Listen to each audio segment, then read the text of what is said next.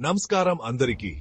ఈరోజు అల్లు అర్జున్ తన block buster cinema పుష్పతో Tollywood లో ముఖ్యంగా తెలంగాణలో ఎలాంటి మార్పులు తీసుకొచ్చారో చూద్దాం. అసలు అల్లు అర్జున్ ఎవరు? తెలుగు సినిమా అభిమానులైతే ఆయన కేవలం నటుడు మాత్రమే కాని ఓ సంచలనమని మీకు తెలుసు. తన ప్రత్యేకమైన శైలి, అద్భుతమైన నటనతో ప్రపంచవ్యాప్తంగా ప్రేక్షకుల హృదయాలు దోచుకున్నారు.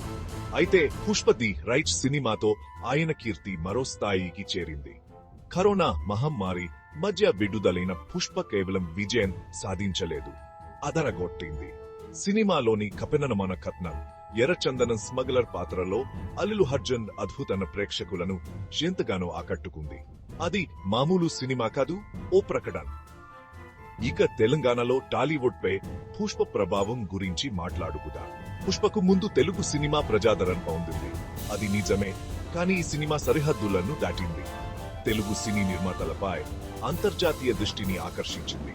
ప్రపంచవ్యాప్తంగా పోటీపడే కంటెంట్ ను వారు రూపొందించగలరని నిరూపించింది.